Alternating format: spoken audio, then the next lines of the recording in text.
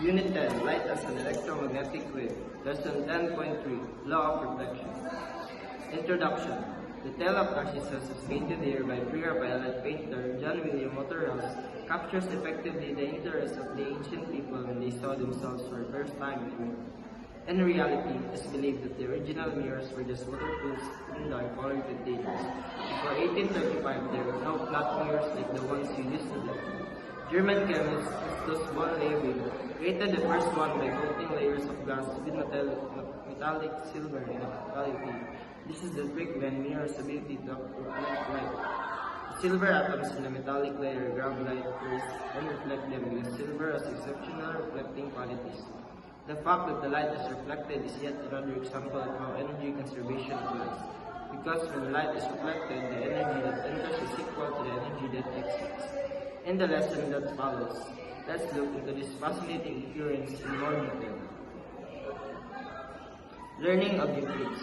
In this lesson, you shall be able to do the following. State the law of reflection, explain how the line of sight applies to the concept of reflection, determine the relationship between the incident ray and reflected ray, infer whether or not the law of reflection is violated in a given scenario. Line of sight. Sight is also impossible without light, because their light reaches your eyes. You can see things around you. Line of sight refers to this directing of sight in a specific direction. A light-emitting substance or one that can generate its own light, such as the sun or a light. Light is released or emitted from a light bulb in various directions. Contrarily, a brightly lit light reflects off different objects, including the moon and mirrors. Your eyes have to be directed in order to perceive an object in a specified direction along a specific line of sight ray. Whenever you look at an object's image in a plane mirror, for example, one with a flat reflective surface, the object is being illuminated by a light source from where you are, and light travels across a given line of sight to your eyes. Figure 10.3.2, Reflected Ray and Incident Ray.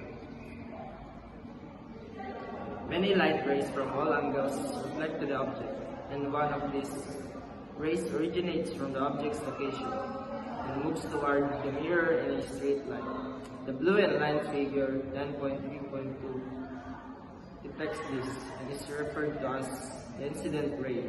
Crossing at the incident ray, your line of sight crosses the mirror at the same point. This light ray then changes into as it makes its way to your eye and is reflected off the mirror to become the reflected ray, represented by the red ray in the previous illustration. We also have to put in mind that light follows the principle of least time. The idea that the path in which light travels is the one that uses the shortest time is called Fermat's principle of least time. This means that the light goes from one point to another, taking the shortest and most efficient path available to it, as illustrated in the figure 10.3.3. Figure 10.3.3, Fermat's principle of least time. The law of reflection. The law of reflection states that the normal, the reflected, and the incident rays all reside in a similar plane known as the incidence plane. The plane of the incidence is at right angles to the plane of the surface of the two objects joined, as depicted in figure 10.3.4. Ray diagrams must always be drawn in such a way that the incident and reflected rays are contained in a diagram's plane. Figure 10.3.4, Reflected Ray and Incident Ray.